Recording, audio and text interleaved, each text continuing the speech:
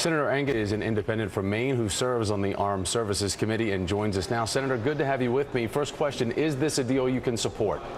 Well, I haven't read it yet, and I've been astounded this morning at the clairvoyance of some of my colleagues who act like they know what's in it. This is, here it is, it's 150 pages of real pages held issues and resolution of issues, and, you know, I think we ought to take a deep breath here and read it, understand what it says, understand what the pros and cons are, and then come up with a position. I start with a position that a nuclear-free Iran is a good thing, and that was the purpose of these negotiations, and I want to see whether this deal will achieve that goal. Now, I have one quibble with your poll question that you talk about, do you trust Iran to keep?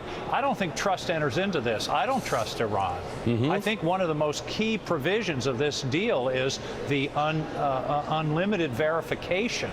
And to the extent to which we're going to have verification and inspections that will enable us to determine whether they are, in fact, meeting their obligations. This isn't about trust and verify. This is about don't trust and verify to the nth degree. So how it's going to play out here is very unclear. But I got to tell you, I've been disappointed this morning to hear many of my colleagues denouncing the deal that they haven't even read, unless Congress is full of speed readers. And I don't think that's the case. Well, let's talk about trust, especially when it comes to Iran being on the international stage, because the president said this morning exactly that this is not built on trust. It is built on verification. And as we look at these two different polls from Monmouth University this week, they were conducted days before this deal was announced. But the first one saying that a majority of voters, they're in favor of the negotiations. However, the second one says most people don't trust Iran to abide by the terms of this deal. So is this going to be baby steps into this? And first of all,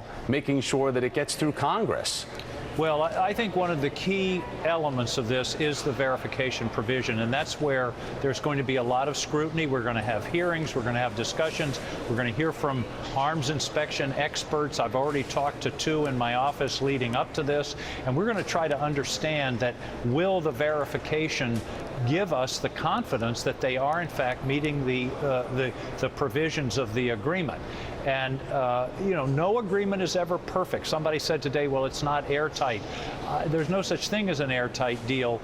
But the question that we have to keep asking ourselves as we analyze this, which I am doing, is how does this compare with the alternatives? What are the alternatives? What happens to the sanctions regime if our other P5+1 partners, they think it's a good deal, we don't, and the sanctions start to fray because of their frustration with us rather than with Iran. So this is a very complicated situation, and I think it's one where, as I said at the beginning, we need to take a deep breath around here, understand the facts, understand what the deal actually says, and then we can determine whether this is in the best interest of the United States, of the world, of Israel, of the region.